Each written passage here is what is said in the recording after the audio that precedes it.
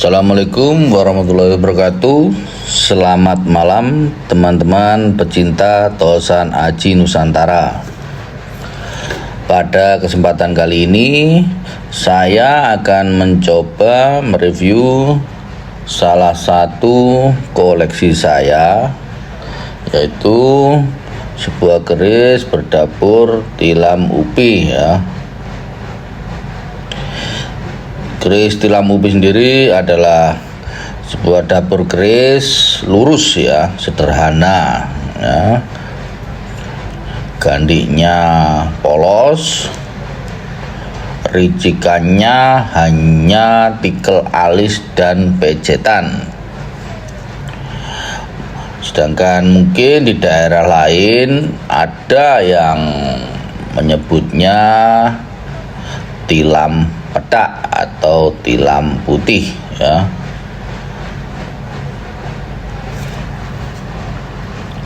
Terdapat suatu kecenderungan umum yang kuat ya, bahwa keris-keris dapur tilam upi dan brojol merupakan keris lurus yang hingga sekarang relatif lebih mudah diketemukan dan banyak tersebar di dalam masyarakat. Dengan kata lain, dapur yang cukup populer ya, dapur keris yang terkenal ya, karena model ricikannya relatif sederhana, tidak neko-neko, sehingga menjadikan dapur keris tilam upi lebih banyak orang yang bersedia memakainya.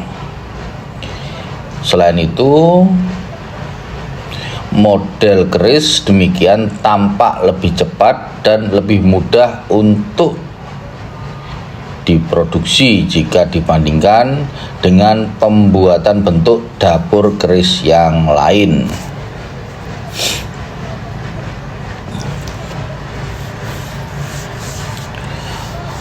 Sekarang mari kita bergeser ke makna simbolik ya, dapur tilam upi. Dapur tilam upi sendiri dalam terminologi Jawa bermakna tikar yang terbuat dari anyaman daun untuk tidur. Diistilahkan untuk menunjukkan ketentraman keluarga atau rumah tangga. Oleh karena itu, banyak pusaka keluarga yang diberikan secara turun-temurun dalam dapur tilam upi, sehingga hal tersebut menunjukkan adanya harapan dari para sesepuh keluarga agar anak cucunya nanti bisa memperoleh ketentraman dan kesejahteraan dalam berumah tangga. Para orang tua zaman dahulu memberikan keris dapur tilam upi secara turun-temurun kepada anaknya yang sudah menikah.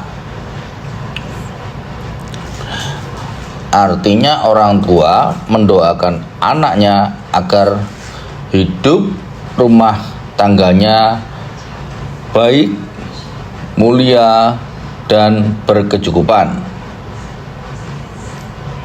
Keris tilam upi juga merupakan simbol harapan akan hidup yang berkecukupan. Keris tilam upi ini juga disebut sebagai ibu dari semua keris ya, the mother of keris. Menurut kisah dahulu, kala Sunan Kalijaga pernah menyarankan kepada pengikut-pengikutnya bahwa keris yang pertama harus dimiliki adalah keris tilam upi. Seperti ini bentuk kerisnya.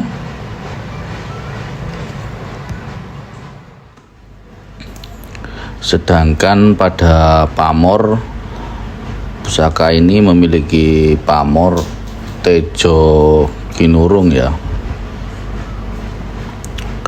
Pamor Tejo Kinurung sendiri adalah merupakan hasil perpaduan antara pamor Sodo Saler dan pamor Wengkon ya. Jadi garis-garis melingkari pamor tersebut membentuk bingkai di seluruh tepi wilayah keris ya. Sementara untuk di bagian tengah wilayah dihiasi dengan pamor berupa garis lurus yang membentang dari pangkal hingga ujung bilah. Untuk filosofi ya, pamor Tejo Kinurung ya. Pamor Tejo Kinurung dipercaya membawa tuah ya yang terkait dengan kepemimpinan ya, derajat sosial serta perlindungan baik dalam dimensi fisik maupun non fisik ya.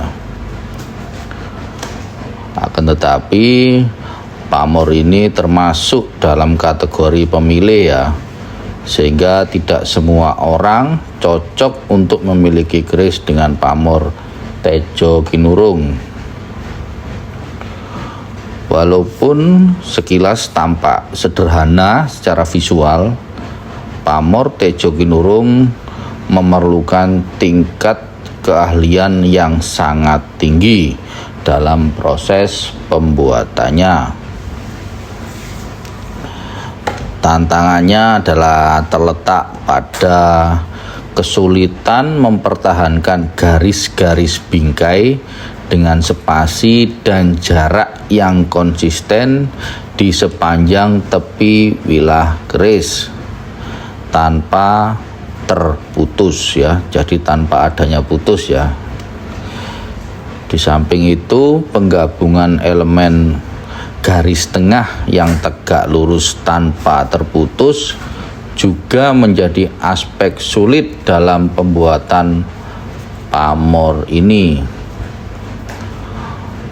Oleh karena itu, hanya empu yang telah memiliki pengalaman dan keterampilan yang mendalam yang mampu menghasilkan pamor Tejo Kinurung. Mengingat pamor ini termasuk dalam jenis pamor rekan yang memerlukan tingkat kesulitan yang sangat tinggi dalam proses pembuatannya. Pamor yang membentuk garis lurus di tengah-tengah bilah keris melambangkan makna pertumbuhan dalam karir, pangkat, dan jabatan. Pamor ini mewakili harapan agar pemiliknya dapat meraih cita-cita mereka.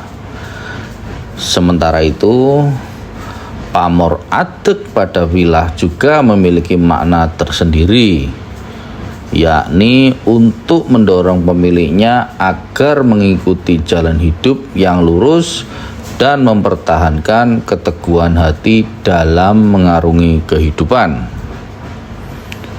Selain itu, motif pamor berbentuk bingkai yang terletak di sepanjang tepi wilah keris memiliki simbol perlindungan.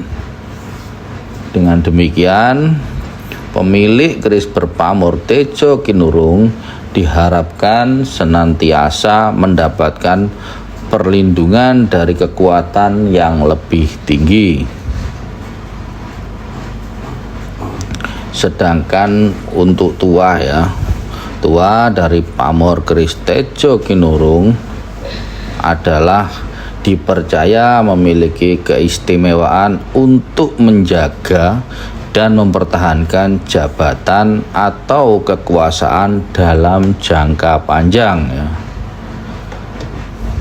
Simbol garis adek yang terletak di tengah wilah memiliki makna yang dalam, melambangkan kenaikan jabatan atau pangkat yang semakin tinggi seiring berjalannya waktu.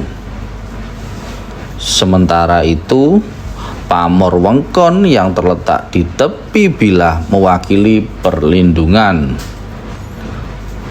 Oleh karena itu, pemilik keris dengan pamor Tejo Kinurung diyakini akan mengalami kenaikan jabatan atau pangkat yang beriringan dengan perlindungan yang kuat. Selain itu, pamor Tejo Kinurung juga dianggap sebagai bentuk perlindungan terhadap segala bentuk bahaya, baik yang bersifat fisik dan nyata maupun yang bersifat non-fisik ataupun gaib. Sedangkan secara harfiah ya, Tejo merujuk pada cahaya, sementara Kinurung mengacu pada dikurung atau terlindungi.